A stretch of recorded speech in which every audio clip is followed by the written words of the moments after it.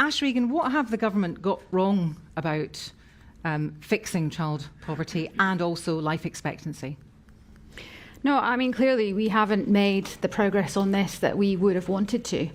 But we have spent millions and millions and millions of pounds, this is well documented obviously, mitigating the worst, as I would see it, of Tory austerity, from economic decisions that are made at Westminster clearly have an impact in Scotland.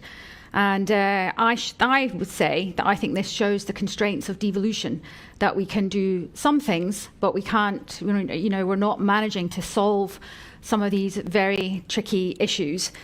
So I think for me, that's why independence can't wait. I just think that, if Scotland was an independent country, we know it would be something like the 15th richest country in the world.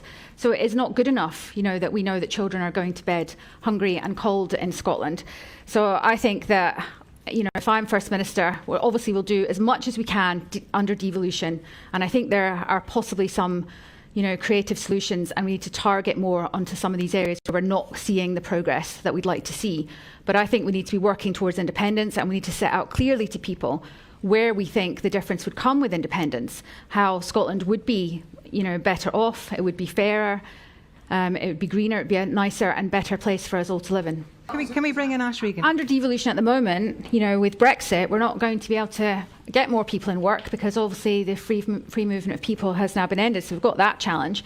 And if we're coming back to the issue about poverty and so on, we know we've got lower rates of child poverty in Scotland, which is good, but obviously that's still too low a bar. I think for all the candidates here, we'd want to do better than that. But if you look at the things that are reserved, we know that many of the children who are living in a household that's in poverty right now, one of their parents is in work, they're working. So that means that work isn't paying, but we don't have the powers over employment law.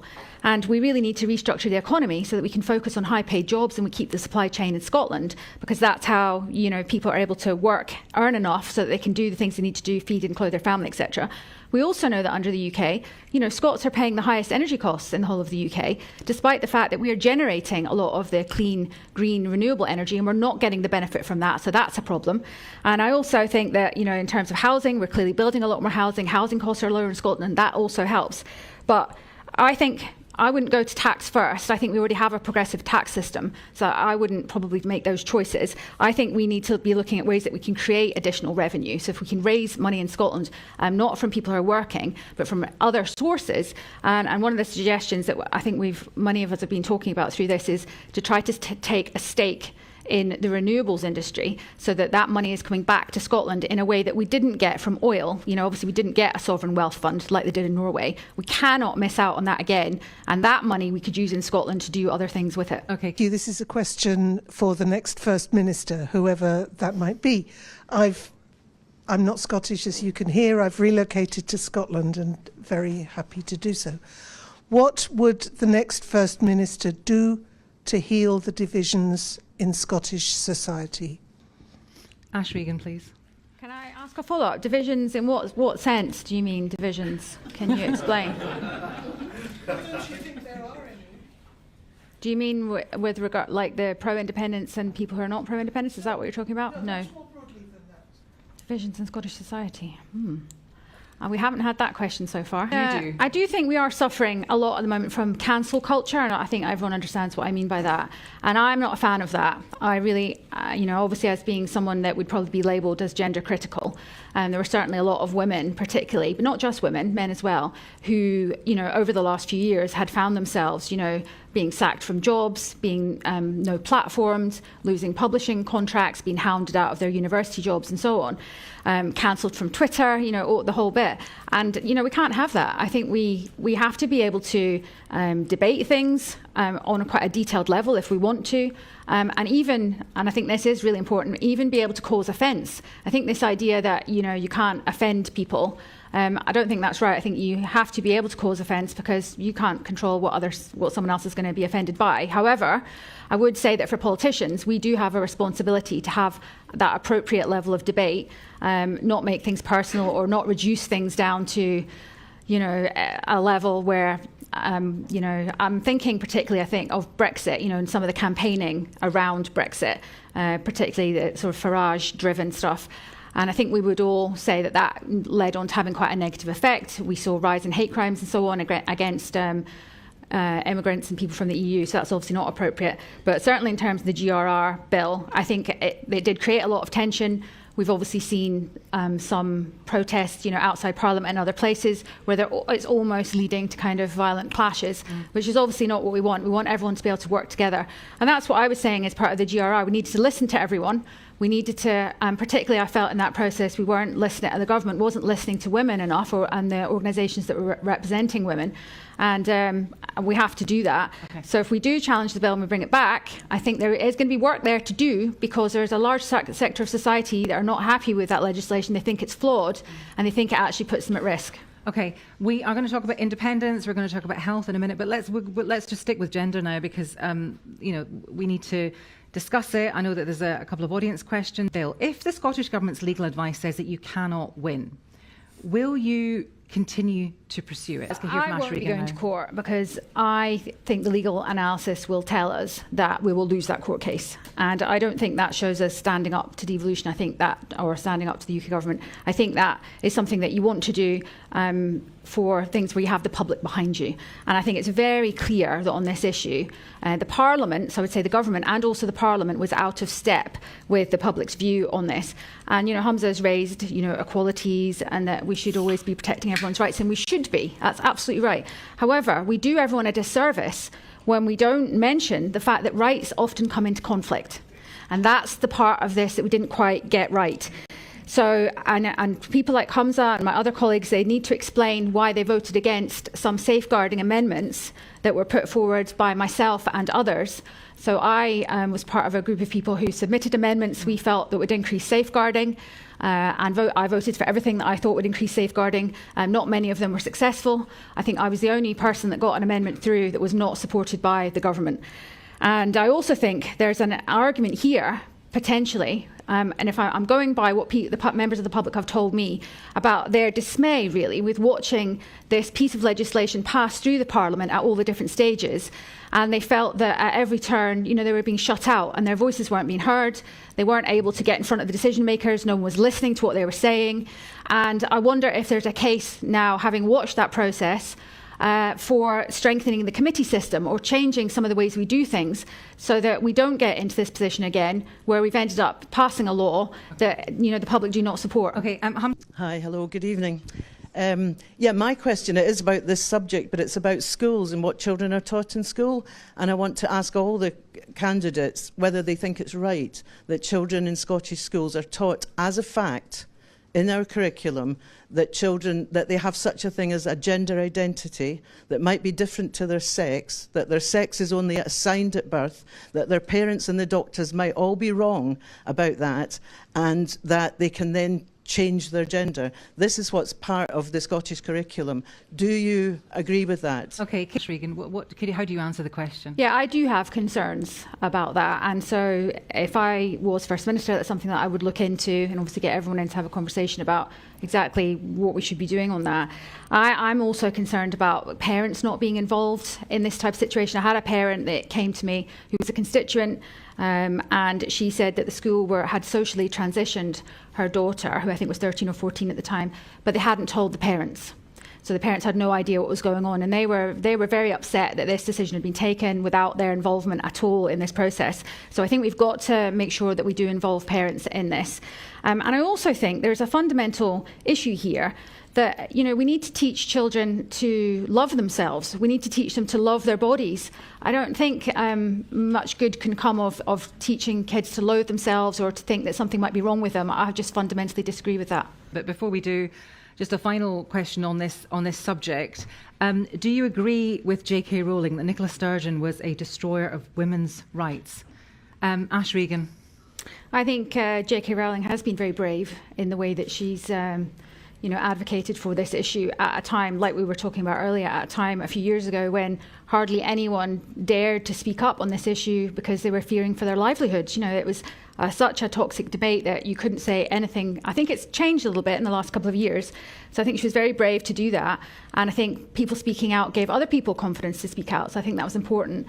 I wouldn't phrase it in the way that she has, but I did have serious concerns about the impact that piece of legislation would have on women's single-sex spaces and exemptions and the ability to uphold them in law and the conflict with the Equality Act. And I felt that women, felt that they were going to be less safe, protected, and have less dignity as a result of that. And obviously, I ultimately resigned from the government over this issue because I felt I could not vote in good conscience for that piece of legislation. Can we now talk about the SNP membership problems? 30,000 or so SNP members have left the party. Why do you think they have left the party, Kate? Yeah, so this was something that I tried to investigate with the party, and I'd had a couple of conversations with people that worked in HQ before the leadership contest started, asking them, have we lost members? Because my mailbag was suggesting that we had. I'd had a lot of people write to me, starting in October last year, when I resigned, and carrying on really until now, saying that they'd left the party. So I would put it down to two things. One was lack of progress on moving towards independence, or lack of a plan towards independence, and the other one was GRR. So I did suspect we'd lost quite a number of members, although it's difficult to extrapolate that based on emails that you've had. Now, we can't be sure exactly why the members have left. I think the SNP do keep some records to have a suggestion of why people have left. But I think if we look at the fact that we've lost 31,000 from August last year until this time this year, that certainly encapsulates the period when the GRR was going through Parliament. And so I would say it's likely, although I can't be 100% sure, but it's likely that many of them have left for that reason. Now, it's still a large membership. 72,000 still puts us way ahead of any other political party. I think the issue for me is not what the membership number is, but if 30,000 people have left, in the last 6 months, as a party and the leadership of the party, we need to be thinking about why have those people left, and are we doing something wrong that has led to, quite a large exodus of members? And if so, we need to be putting that right. Now, we know what Rishi Sunak's position is on independence. If Keir Starmer is the next Prime Minister of the UK, he said that he won't do a deal with the SNP.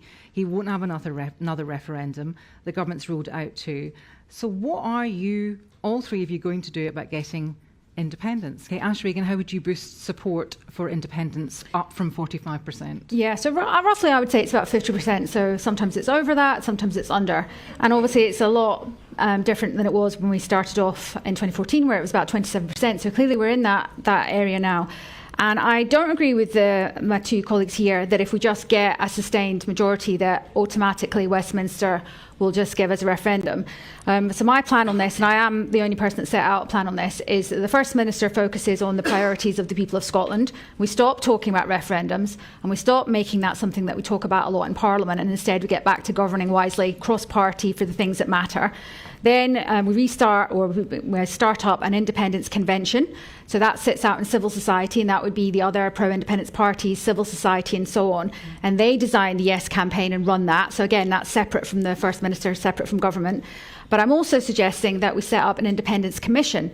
So this would be a body that would be tasked with doing all the infrastructure and the planning in order to get Scotland ready to become an independent country. And then my plan for independence is that, we know why Westminster's not allowing Scotland to have a referendum. I mean, that's, they're entitled to do that. But the reason they're not allowing us to do it is because they don't want to know what Scotland thinks about the Union. They don't want Scotland to be able to express its will on this topic. And so what I'm suggesting is that that's not acceptable. The UK cannot hold Scotland and the people of Scotland hostage in the UK when we're always being told this is a voluntary union.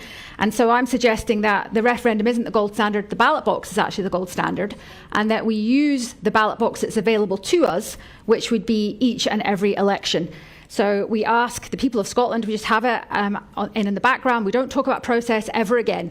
We just make the case for independence, we get on with governing, and we let the people of Scotland decide when it's time. Things that are floating around, this is the last debate before voting closes. So this is your opportunity, all of you. Ash Regan, some people say that you are Alex Salmond's preferred candidate. You are Alex Salmond in disguise. Is it not a very good disguise, though? It's a pretty good disguise. Have you had any conversations or contact with Alex Salmond or his team during this contest? Yes. So I said, I was quite clear about that. I think it was a couple of weeks ago now, that I called, although I will clarify, I didn't get this quite right last time I said it, but not everyone called me back, but I called all the pro-independence leaders of other political parties, and I've also spoken to a number of the civil society leaders of the wider independence movement as an attempt to kind of get everyone on board with the convention idea, and just to reach out to them, speak to them, and just to see, test the level of support for that. So yes, I did speak to him as part of that. Do you think he supports you? He wished me well. He said the independence convention was a good idea. I've seen a couple of clips of him in the media saying that my independence plan is the best of the three candidates. I don't know him very well. I've only ever served under Nicola Sturgeon as a First Minister, so I really don't know him very well at all. Okay, we're coming to the end. We've got about 5 minutes or so, 4 minutes actually, of this debate, but I really want to ask you a question about the coronation. If you are First Minister, what will you be doing on Coronation Day, May the 6th? Ash Regan. So I've already committed to lead an independence march on the 6th. So, because obviously I haven't yet been invited to the coronation. But if I become First Minister, I will send a representative of Scotland to represent us. One other thing before we get to the very kind of closing statements. Can you tell us who you admire at Westminster, but you cannot include anyone from the SNP? Okay, Ash Regan. I've never met her, but I think that Harriet Harman's done a lot for women since she's been elected, so I think I'd say her. Right, we're coming to the end of this section of the programme now. This is your opportunity to tell people listening who might be SNP members, people in the room who are undecided, why you should be First Minister of Scotland, why you should be the leader of the SNP. Ash Regan. Well, I think we need someone who can, as First Minister, focus on the priorities that the Scottish people have. So that would be things like the NHS and the cost of living crisis. I think we need someone that can listen, that can have a big tent, a wide open door, a long table, but no comfy chairs. I think that's important. I think we need someone strong at the moment, someone who has shown that they're not afraid to stand up for what they believe in. And I think at this point, we need someone that can stand up for Scotland and can stand against Westminster, and someone that has a plan for independence, because I believe that's the best route to a Scotland that we all want to live in. Okay.